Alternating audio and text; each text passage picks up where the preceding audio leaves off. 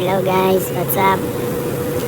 Ngayon po pala ipapunta kami ng Mr. May. Kasi mag-celebrate po kami ng first anniversary namin ni baby. First time ko nga rin palang mag voice over. Kaya pasensyahan nyo na.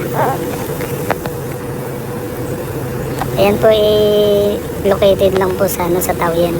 Tara, samahan nyo kami. First time po namin kakain dito sa Mr. May. Ito na nga po at nakarating na kami dito sa Mr. May. Siguro mula sa train station 20 to 25 minutes lang yung biyahe papunta dito sa Mr. May. Malapit lang. Siguro nga wala pang 25 minutes. Ayun. Ito po yung labas niya. Ayan. Dahil hindi pa po kami makapasok dyan kasi kailangan po may reservation.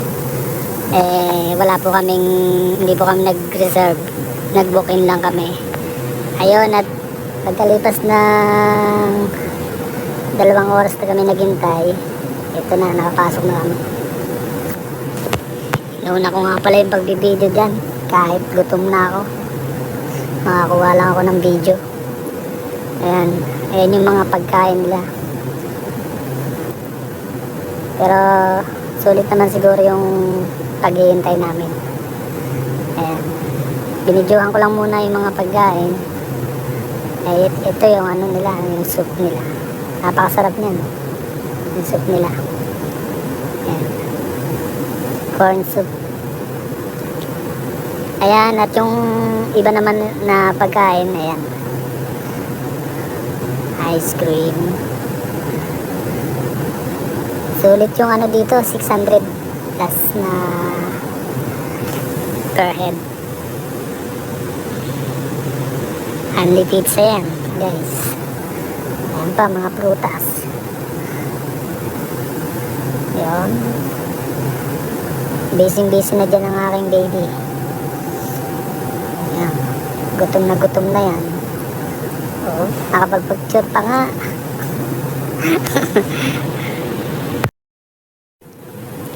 At dito nga sa part na to kailangan natin pagsilbihan si Mrs.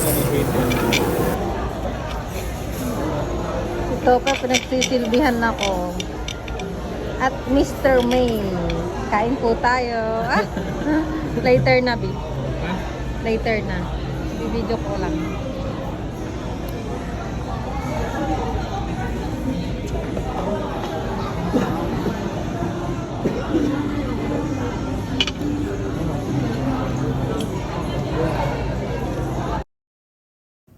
Minsan na nga lang ako maging sweet, hindi pa ako pinagbigyan. Nahiya pa. Ayun guys, hanggang sa muli. Hanggang sa muli namin mga video. Bye bye. Ingat kayo palagi.